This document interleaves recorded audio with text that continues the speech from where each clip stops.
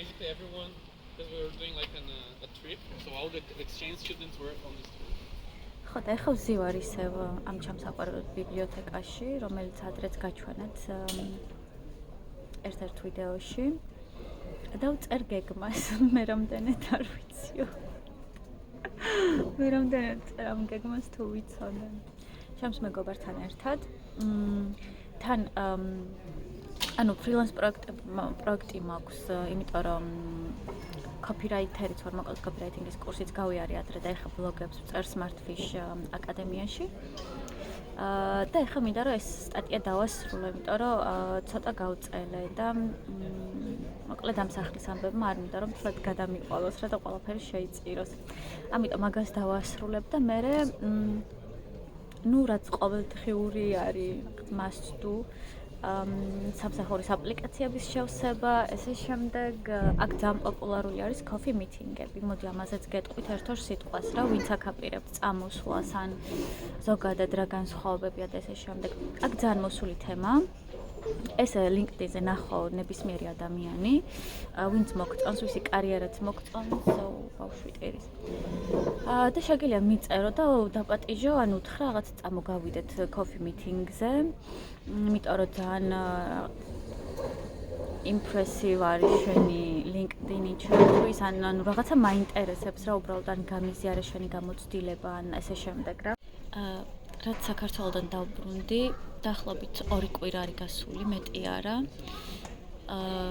მაგრამ აი ყოველდღე რაღაც მაქვს გასაკეთებელი. მიუხედავად იმისა, რომ ვფიქრობდი, რომ მეთქი დავასრულე სტაჟირებაც, თეზისი, უნივერსიტეტი, რაღაც ფორმალური საკითხები კიდე არის მოსაგვარებელი, მაგრამ ანუ ლექციებს ხო აღარ მივდივარ და ვფიქრობდი, რომ მეთქი აი ძალიან ბევრი დრო მექნება, მაგრამ არა, ყოველდღე რაღაც მაქვს გასაკეთებელი და კიდე ბევრი რაღაც ისეთი მრჩება, რასაც ვერ ვასწრებ რა.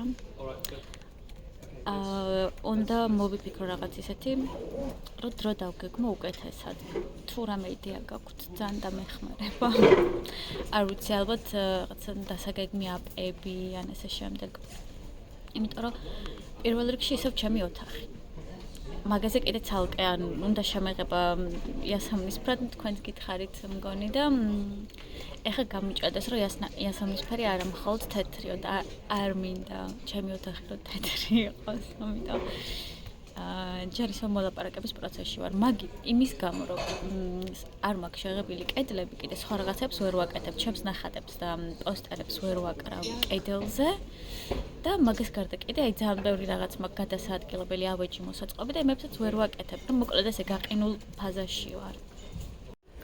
ხო, მოკლედ ძალიან ხმაური იყო და რო წავიდნენ ახლა ვაგრძელებ ვიდეოს გადაღებას.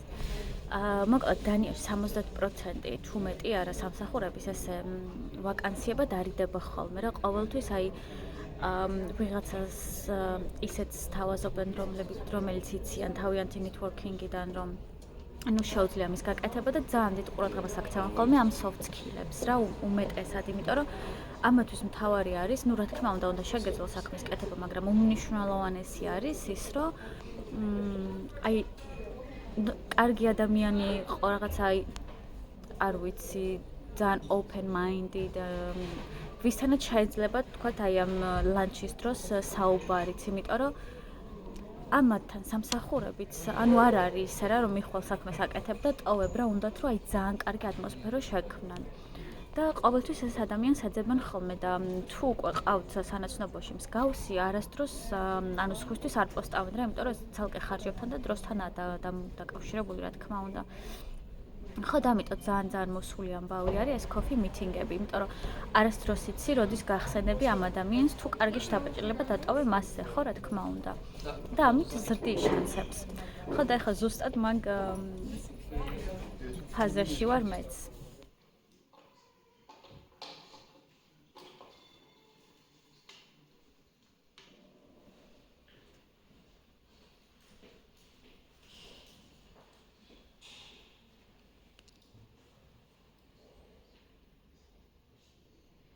არ ვიცი იცის თუ არა, ან ოდესმე თუ მიხსენებია, რამდენად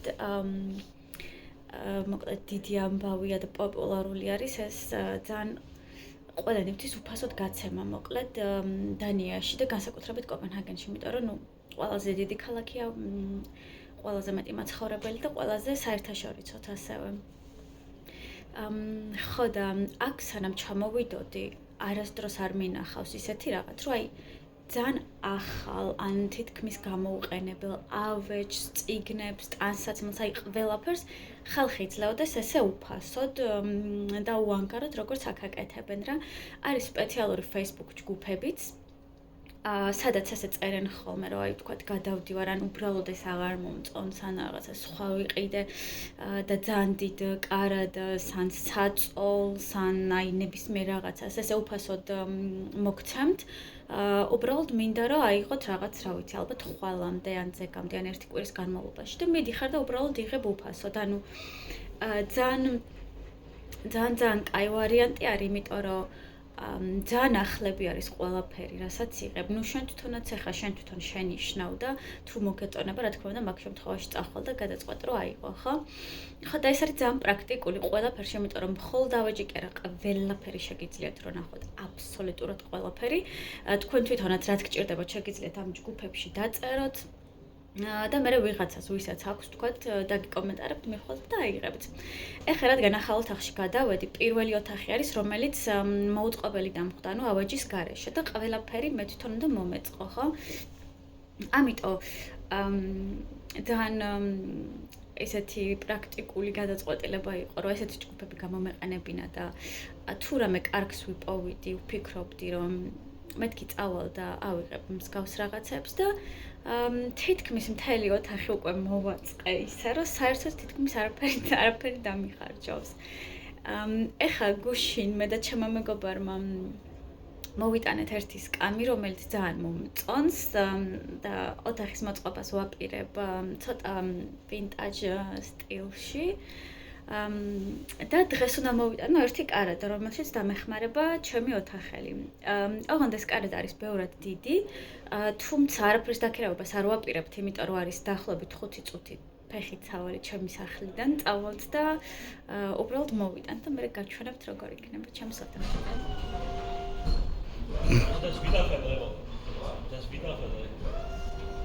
მოკლედ დავაწყეთ ეს კარადაც. და ესეთი გამოვიდა საბოლოო ჯამში. სრულიად უფასოდ. ანუ თუ კოპენჰაგენში გადაწყვეტთ ცხოვრებას ან სწავლას, აუცილებლად გამოიყენეთ მსგავსი ჯგუფები. თითქმის გამოუყენებელია კარადა. და ძალიან კარგ მდგომარეობაში. იქნა რაღაცები გავარკვევ ჩემს კედლებზე, იმიტომ რომ ნუ ერთი დრამები მქონდა, მოკლედ. თავიდან მინდოდა იასამნისფრო ჩაღებუა, მე მითხრეს ნუ არა თეთრიო, მაგრამ ეხა კონტრაქტში წავიკითხე, რომ მიწერია რომ შემიძლია ღია ფერებად შევღებო და ალბათ ძალიან ღია იასამნისფრად შევღებავ, ამიტომ ხვალ სავარაუდოდ წავალ და ვიყიდი ამ საღებავებს და შემდეგ ვიდეოებში გაჩვენებთ შეღებვის პროცესსაც. იმედია დავაყენებ საშუალს ოდესმე და თან იმდენი დრო დამეხარჯეთ ყუილა და ნუ ესეთი ამინდები კოპენჰაგენში ძალიან იშვიათია და ყოველთვის არ გვექნება როცა ქარი არ არის არ წვიმს და უმეტესად მზე არის. ხო და უნდა მოვასწრო ამ დღეებში აუცილებლად, თორე სხვა დროს არ ვიცი, სავარაუდოდ შემდეგ საფუხლამდე შეიძლება გადაიწიოს, ამიტომ მოკლედ ხვალ გავალ სილვანში და რაღაც ფერებს ავარ. შემდეგ ვიდეოებში გაჩვენებთ როგორ ვღებავ ჩემს ოთახს. იმედია გაჩვენებთ. იმედია დადგება ეგ. აგვისტოს ბოლო კი სექტემბერი დაიწყო თითქმის, მაგრამ კოპენჰაგენში არის იდეალური ამინდები. ანუ ესეთ ამინდებს ხშირად ვერ შეხვდები, ვერც საფხულში, მოკლედ რა, ანუ ქარი არ არის, ძალიან თბილა, შეგიძლია საცურაო წახვდეთ და შემდეგ და დღეს სამუშაოს მერე რაღაცები რო გავაკეთეთ ბიბლიოთეკაში, მერე გავედი ჩემს მეგობრებთან ერთად საპიკნიკოდ უბრალოდ პარკში და იყო იდეალური და ეხაც გაჩვენებთ რაღაც მონაკვეთებს გადავიღებ და ეხა უბრალოდ ერთად ვაპირებთ პასტას გაკეთებას. მოკლედ ესეთი ჩილ დღეები მაქვს ამ 2 კვირის მერე, რაც ჩამოვედი საქართველოდან კოპენჰაგენში.